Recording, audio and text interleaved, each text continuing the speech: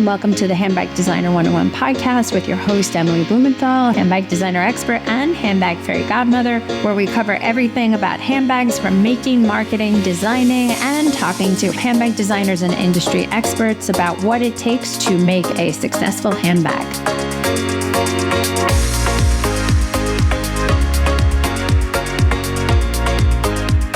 Welcome, Jonathan Romero, to the Handbag Designer 101 podcast. So excited to have you. Yes, I'm excited to be here. Thank you. Of course, you and I go way back, like to the way back. Yeah. How long have you been doing handbags at this point? Wow. I would say over a decade, almost 13 years. Damn. So I've been doing, yeah, I'm addicted to handbags. So I've been working on handbags since 2010. I went to FIT in the accessory design department. So I started that in 2008. I finished 2010. I started an internship at Calvin Klein in around 2010, 2011. And then from then, I've been working on different companies, doing different things for different brands. And I also do stuff for myself. In 2016, I entered the Handbag Award, I think. And then I did a few other, and then I finally won in 2020. And so I've been, in different small boutiques, different design, but my main thing is just working for myself and just creating. I think it's the most important part. So where are you from? Let's go to the way back. Yeah, I'm from New York, but my parents are from Santo Domingo. Okay. Yeah. And were you born there or you were born here? I was born there, but I came here very young. So your first language is Spanish? Yeah, so I speak Spanish fluently and English. And I speak a little bit of French. Like I would say, for example, così comme ça or merci and stuff like that. That's un peu, my friend. That's peu. Yeah, that's all you need to get around in Paris. Oh my God. So you were born there, you came here. How many siblings do you have? 5. Yes. What number are you? I am number 3. Yeah. Oh, that's not a middle complex, huh? Yeah. Yeah. So since very small, I always like drawing and painting. So I think just being the third child, maybe, I don't know. I just hung out by myself a lot and painted a lot and drew. Isn't that handbags? Isn't that wild? Like the proudest of families, you're lonely with the big group because it's like, where do you fit in? Yeah. You know? What are your other siblings? Boys, girls? Yeah, so it's 4 boys, 1 girl. Yay! Wow. Yeah. What number is she? The last. Oh, so she's the queen. Yeah. So she's super cool. Aw, that's nice to hear. I'm always happy when people refer to their siblings, with kindness and love, because you never know. I mean, growing up gets complicated, especially when you're a creative and how that's received and so forth. Yeah. Well, they're like my number one supporters, when I first started making stuff. I think my brother asked me, oh, can you make these custom shoes for me? Oh, can you fix this thing for me? So when I started going to the FIT, Was that a big deal for you to get in? Yeah. That was actually one of my highlights that year. I was like... Where'd you go to high school? Oh, I went to high school and in the Bronx. I went Stevenson High. Yeah, it's not one of the best known for art, but I managed to get, really good art teachers and good support. Is it private or public? Public. Okay. Yeah. Okay. So it's a PS of some description. Yes. But it had the name of some famous general, like Stevenson or something. Yeah. They don't tell us much. Oh my God. So you were organized enough to actually create a portfolio while you were in high school. Yeah, it was difficult. I had a really good teacher. It's really hard, and especially when you're in high school and you're a teenager, to focus on one thing. To be organized enough to do that. To be organized, yeah. So I was able to muscle the strength to get the portfolio out. I first tried out for fashion design in FIT. And when I went there with my portfolio, they looked at my portfolio and they were like, you should go to accessories. We need more people in accessories. Wow. So I had to refile my application and go into the accessories program. Wait a second. They made you reapply? Yeah, yeah. I can't even imagine the trauma you get there. It was a one-on-one, right? Was it? Yeah, yeah. You get the interview, you show up at the building, you're at 27th and 7th, you walk in, you've got your big portfolio, you meet them and they're like, you're really good, but you should do this. Try it again. Yeah, well, the way it happened was like I had my garment inside of a bag that I made. Right. So when I took out my garment, he checked my garment. He was like, "Oh, it's good, it's good." And he said, "Who made that bag?" Because it was a way back. Like I did a bag with no lining. That was like 2008. Everybody put linings on their bags in 2008. So I did a bag with no lining and raw high. And then I was like, wow, that's interesting. Was it skived on the inside? No, it was like all raw, like almost like those Celine bags in 2010-ish. Copied off you, of course. Of course. Of course. I mean, it was just a rough design and it was very functional and it was very appealing to the interviewer. And he said, What kind of bag was it? It was a messenger bag. Back then, I don't even think men used to wear, they used to call them men bags. It was never called a men bag. It was called a messenger bag. Right. And I made one at a raw high. Yeah, flap over, raw high, and a big buckle. I think I have one here. Let's see. Like a big industrial size buckle. Uh-huh. And the interviewer was like, whoa, this is different. You should definitely go into the accessories department. Wow. Did that throw you for a loop? Like that was not on my bingo card. Like what? It made me excited that, you know, when somebody likes your product, like it makes you excited. I was like, oh, wait a minute, maybe I should pivot here and check out this accessories department. Because they also had shoes there. And I was like, oh, maybe I can just learn handbag and shoes. Vasilios, right? Yeah, Vasilios. Yeah, he's cool. So I was like, all right. So when I went in there, I was like, okay. So I pivoted. And did you have to make a new portfolio? No, I showed them my bag, and they were like, yes and yes. They were like, okay, let's change a few things in your application, and you should be good. And I started that year. Wow. So it was like it was actually a saving grace. If I didn't bring that bag, I wouldn't be here. Isn't that wild when you think of the what ifs? You know, had I not done that day, and you know, what did you have inside the bag that made you bring it? Was that all your stuff? It was my portfolio, which like I had to bring in an actual sample of a garment that you saw.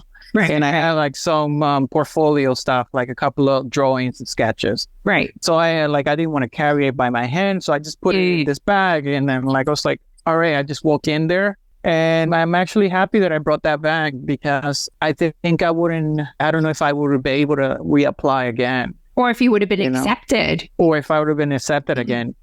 I like fashion and I do use a lot of prints and a lot of different things. But those guys are really, really skilled. Like, I had limited skills when I first started school. I mean, but you're 17, 18. How many skills are you supposed to have?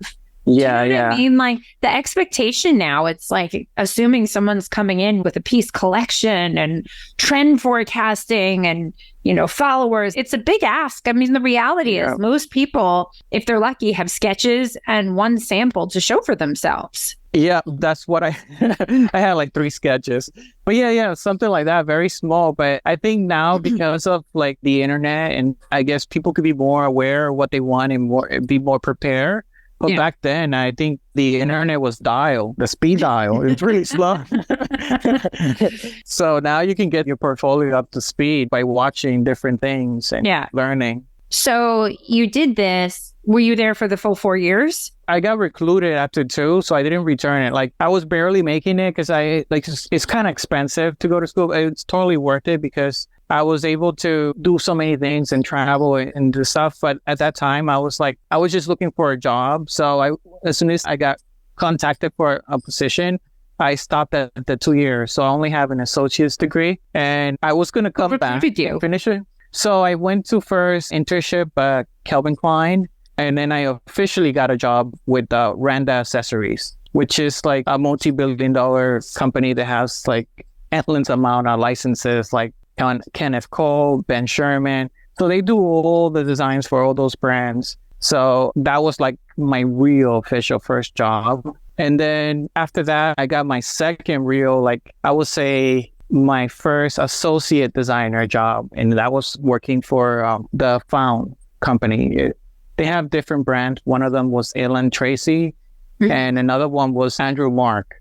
And I did some design for Andrew Mark and some of their other stuff. So you were, let's see, you must have been 21 at this time, 22? Yeah. I mean, you were still very young.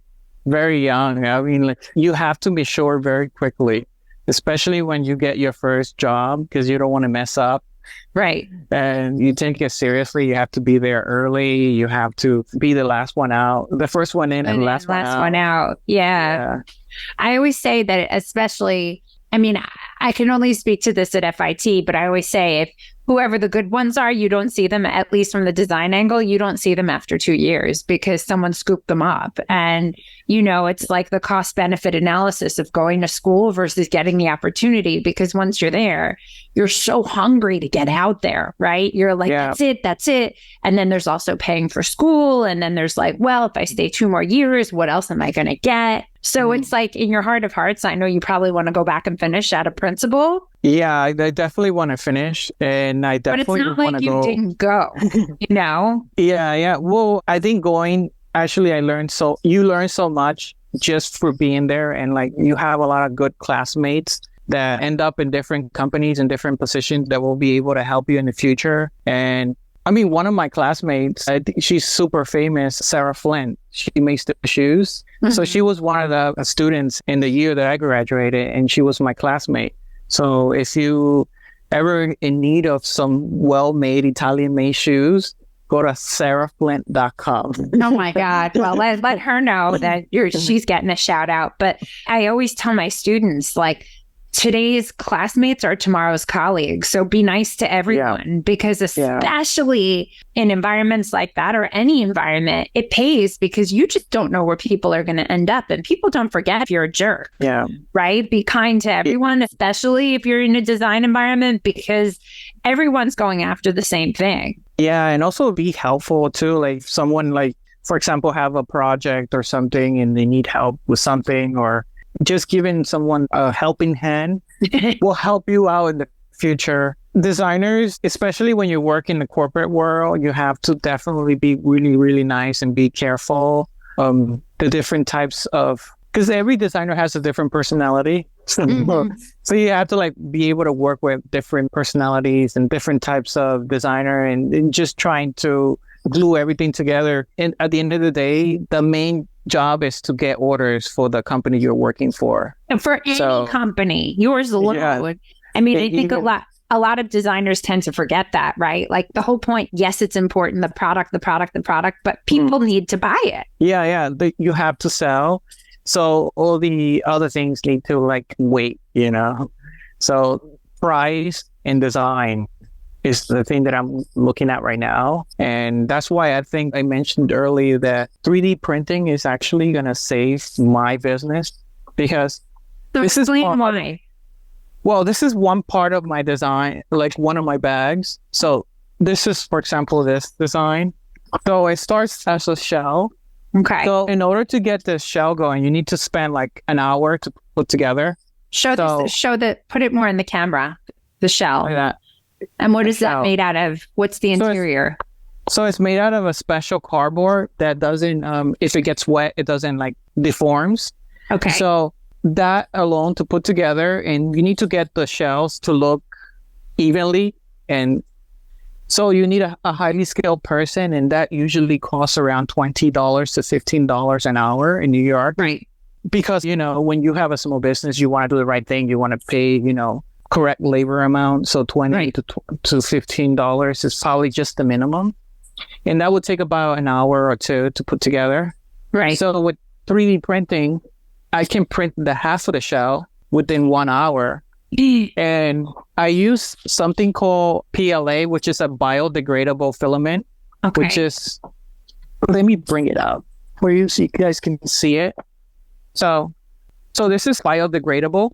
And this is what you use for fuel for your 3D printer. So you can print the shell within an hour. And this filament is made from biodegradable plants. And it is a byproduct from the corn industry. So after they process the corn, they leave the husk and the starches and they make it into this filament. And this filament is good for put together shells to actually even design the bags themselves. So this is where I want to take my business in the next step, because my biggest hurdle is like the pricing. Was price. Yeah. Price, because you had these beautiful, beautiful bags. And ironically, dealing with all these designers that I deal with, and you're aware, all of them have had day jobs, brands where the prices have economy of scale. So the prices are lower because they make more bags. And yet the designers with whom I work and deal, their bags are extraordinarily expensive. And all of them know that they need to be more cost effective to get people to buy, yours included. Yeah. And it killed me because your bags are so beautiful and so special that knowing what you know to actually make a bag, it was probably like, no one can afford it, or maybe like a handful of people. And then you can't be a business. Then you're just, a very expensive hobbyist trying to hopefully sell bags. And I know that probably guts you, because here you are developing and designing all this incredible stuff for someone else when you're like, I got all this great stuff and I can't do anything with it because it's too expensive. If you ever wanted to start a handbag line and didn't know where to start, this is for you. Living proof that independent designers can make it big. Emily Blumenthal, who is one prime example. If you had dreams of becoming a handbag designer and didn't know where to start, this is for you. If you have a handbag brand and are in need of strategy and direction, this is for you. I'm Emily Blumenthal, handbag fairy godmother and handbag designer expert, and this is Handbag Designer 101, the masterclass. Over the next 10 classes, I will break down everything you need to know how to make, market, and manufacture a handbag.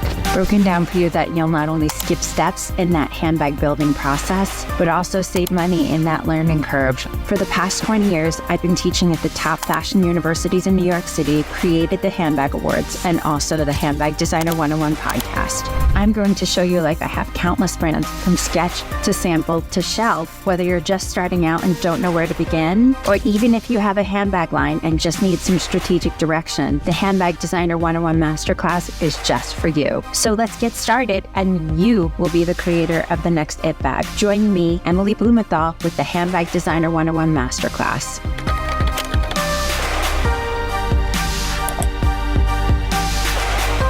Yeah, that was like my main problem with this design, is that I got so much traction on it. And I love that people bag. love this bag. It's a spectacular bag.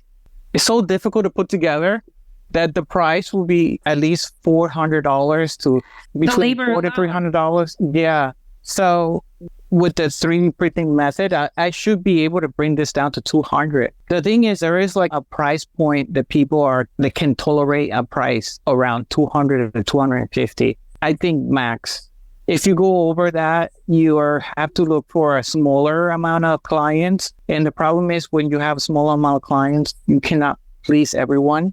And then you're in the same spot as you had before. So I think with this new method, I should be able to relaunch at a $200 price point, which will help. Yeah, that sweet spot of $200. And I should be able to maintain, people call them a 3D printing farm, when you have multiple machines running at the same time. Can you tolerate the noise? Well, they're silent. They have a motherboard that's silent. You won't hear them. My God, our 3D printer, it sounds like a cat is getting run over, to the point where I'm like, we're not doing this anymore. I mean, we used to have 100, we have tons of these skulls. I think you can see it right there, I see. Where my roommates would get excited, and then it was like enough with printing the skulls, because it was like, So you obviously have the Nouveau, because we had the beta, I think, of 3D printers. Well, now they're silent and they're like so inexpensive. So you can get a real good printer for like $200. Yeah. So you can get like a quadrillion. So yeah, I think that was one of the problems with the first users, is the price point. So now that it's like all the parts are available. How did you discover this? Well, maybe like 2 years ago, my dog got injured and I needed to put together something, because like he's really heavy. So I bought a 3D printer to print parts to put together a wheelchair for him. Oh my God. And from there, I started printing my handbag parts. I was like, you know what? I do need like hardware and stuff like this, like mock-ups. And I'm thinking they could be a usable part. It could be a functional part. When did you have that aha moment while your little chubby dog was running around on a wheelchair? Well, last year, I was like, when I get a time, I'm going to start learning how to use it. Now I'm a pro at it. And I think more designers should look into learning how to use the 3D printing software. And for the last 5 months, I've been uploading content on YouTube, and I have been growing really fast. So right now we're at 3,000 subscribers and my YouTube channel, and we started 5 to 6 months ago. And what's your what's your YouTube channel called? I Design 3D.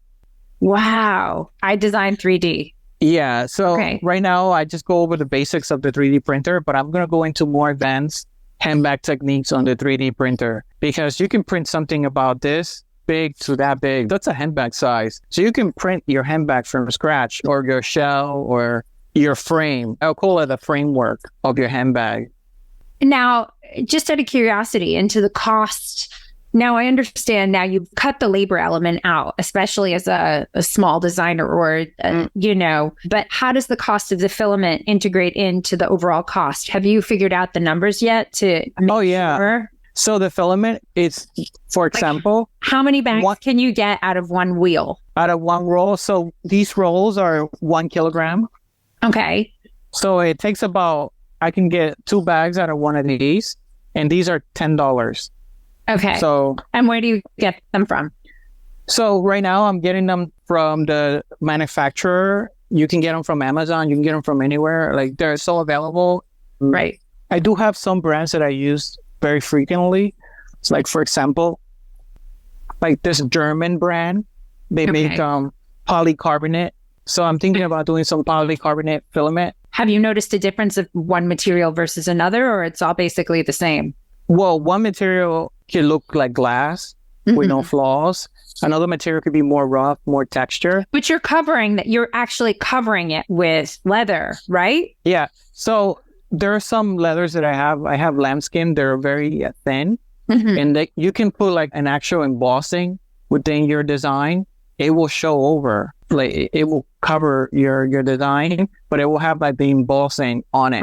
Right. How are you putting it on? Are you using glue, or are you sewing it on?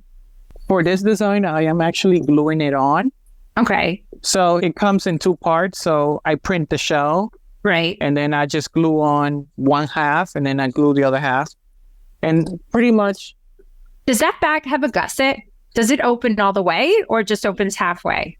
It has an elastic gusset. So when you open it, you can open it as wide as you want. Like, oh, let me see the lining. It's like a Did you make that lining. lining? No. It's one of those linings that you can buy at the store, but it's very, very beautiful, colorful lining. It looks almost like a skull, Day of the Dead kind of. Yeah. Oh, like, right. Yeah. Dia de Muerto, right? Yeah, Dia de Muerto. Right. So I have a big piece right here. Let me show you. Okay. I love this part. So this is the... wow. So I put this all on all my bags, the new ones, the new editions. So how are you envisioning growing your brand at this point? Because, you figured out this method. You found a hack, if you will, but it's not really a hack, but you found a method to produce more goods, to lower your costs. Yes. How are you able to look at this to grow theoretically to scale, right? Like, what's the next steps? Because you still have a day job. Yeah. I still design, and I still have to do other things to keep the lights running. So my thinking with this, by reducing the cost, then I can put my money on advertising, because I want to get it to the customer. If people can't see me, it's pointless. So I'm thinking that now that I save this money, I can put this money into customer acquisition, and I can, do the Facebook advertising. Now I can afford it now. Before, it was just impossible, because you need to spend at least about $100 to $50 per customer.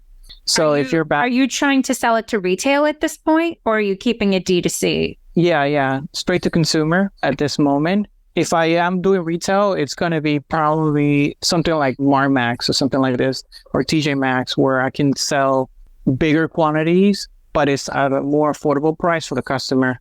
My top tier brand, I want to sell direct to consumer, because most of the retailers, I mean, they're having trouble, and it's really hard to compete with big brands at the retail. Yeah. Especially that they already have so much money for advertising, so people recognize them. Right. So I'd rather just stick to small business, straight to consumer. Yeah. And I want the people to know me as a designer and as the brand, instead of getting in between Michael Kors and Coach, because that would be very difficult. That's a hard one to do. I mean, we all know what the challenges of that, of going from Kors to Coach per se. I mean, both of them are well-oiled machines. Well, I think Kors was just acquired by Coach, or whatever, Tapestry. They're all now going to be under the same umbrella at this point, which is wackadoo for people like you and me who are, trying to maintain this voice of the people and individuality. Yeah. How many pieces are you keeping in part of your collection? Are you expanding it? Are you looking to different colors? Because I know mostly with those bags of yours, you have that big chain, which I love. And the dark colors for the body. Well, so this is the part where it becomes really, really fun, because with this new method, I am trying to have the customer customize their bag. So it's more like a made on. It's very difficult. I know it's very difficult, but as the customer orders their bag, they can choose the color, because it's really hard to keep stock. But you can't scale if you keep it up to them. Yeah, it's going to be difficult. I know but I'm trying to stay small as possible, but also survive. It's right now, it's a working process. I'm trying to see if it works. If it works, I'll expand on it. But if it doesn't, I know that the customer understands what they like. A lot of them, most likely they will pick black, black or brown or red. But if they want to choose the color of their handle. But don't you think that it would serve you more if you dictated what the options were? That is something that I could put together as well. The problem is with bespoke is, it's very difficult for the customer to see the value. And I've spoken about this with other people. It's the Baskin-Robbins drama of taking a small child, and they always end up just wanting chocolate, vanilla, or strawberry. But if you allow them to sample, cookies and cream and caramel and coconut, and then they're going to, I want this and I want that. You as the owner have to give the guidance. And it's not to say that they're not wrong. It's just the cost and the time value of what you put in. You have to take that into consideration for your actual costs. So you might not be spending the money on the materials, but the time value of what you put in could be spent on doing something else that would, of course, bring you more money. So again, I don't like telling people what to do. I'm not the doctor, I'm not the lawyer, but I could just put it out there that, if you know the DNA of your brand and you have a good idea of who your customer is, socioeconomically, ethnographically, what they need from morning till night, and recognizing where your bag fits into what they use in day to day and what actually goes into the bag, then you should be the one who dictates what it is. Because if you leave it up to them, they'll never check out. And then it's too much time for you to spend with them one-on-one. Yeah. That was one of the dilemmas that I kind of calculated. Solved it for you. That's it. It's done. Done. Done. Yeah. So, well, show us one more of the bags that you're working on. Do you have another one to share? I love the workshop behind you. Oh, thank you. I'll give you a overview. But this is one of the ones that I'm launching this holiday season. Is it real Krakow? Or it's leather Krakow? It's leather Krakow. Okay. Yeah. And how much is she? So this is $190. So it's very, very inexpensive. No, it's very affordable. Affordable, not inexpensive. You got to be mindful of that, because everything that comes out of your mouth as a brand owner has to have a positive spin. So it's affordable. Yes, it's super affordable. And this one as well is $200. So right now, I am really, really excited this holiday season to see how they do. Right. Because I am going to run Facebook campaign, Instagram, Google, everywhere where people hang out. I'm going to send out a little bit of information about the brand, and I want to send the products that we serve people, and I want to see the reaction of the people, because if I see that it's too expensive or it's not too expensive. I think it's right on the money. I think so too. It is not too expensive. If you make it cheaper, then people are going to think it's PU and no one's going to spend the money. Yes. So I think once I get this test and I see the results, I definitely want to come back on your show and let you know what happens. For it. I'm here for it. 100%. Yes. Well, let me show you the workshop. Okay. Yeah. So here I have the 3D printer. I have my tools. Love it. Love it, love it, love it. Jonathan's workshop here at home. Oh my God. That's amazing. That is something in itself. I mean, you are a creator. You are definitely a designer. And I just think you should stay on the money, but also take all that day job stuff that you're learning and try and integrate it in, because I think a lot of people, what they do is, you have all this knowledge of what you gain from working for somebody, a mass, or not even so much mass, but someone who has the budget to do these kinds of things and see what they do and see the kind of research they do and how many colors are in their SKU and their palette. And is it 3? Is it like the black, the brown, the ox blood, and 1 pop of color? And what is that pop of color? Because as independents, you're not doing 3 seasons or 4 seasons, you're doing 1. Yeah. So how does that work in? Is it timeless? Can you develop a cousin? I mean, I like to speak about, if you're developing a bag, let it be a family. Like, who are the parents and who's the cousin and who's the grandma and who's the titi? How do they all integrate in? Because they all need to look related so they can sit together, but they all need to have their own DNA and try them out. And if you're going to have them tried out, like use that as content. Like, we're taking the bags for a test drive today. Let's see how they work. What can I change? Here's what my feedback. What do you think? Things like that. Because someone like you who's so extraordinarily talented, we want your bags to sell because people should have them, because what you make is that good. It really is. Yeah, thank you very much. I'm a Jonathan stan. I love it. Like, when I first entered the Handbag Award and the second time and the third time, and I think what you're doing is very special. It keeps the designers interested of what other designers are doing. We need a community. Yeah, yes, absolutely. So I think definitely I'm going to keep working with you and show you guys what I'm doing. And this is the hardest part, is turning on the camera, forgetting that you are the brand and you need to turn on the camera every time you're doing something. So this is the hardest part. That's the hardest part, learning to do it like automatically without thinking. Yep. Well, Jonathan, how can people find you and follow you? Share away. Sure. You can find me at New Romero, New York, and Instagram, and also you can find me on YouTube at I Design 3D with a lowercase I. So. Okay, Jonathan Romero, thank you so much for being part of the Handbag Designer 101 podcast. Thank you. We can't wait to see what you do next. We're going to keep following for sure. Thank you. Thanks for listening. Don't forget to rate and review and follow us on every single platform at Handbag Designer. Thanks so much. See you next time.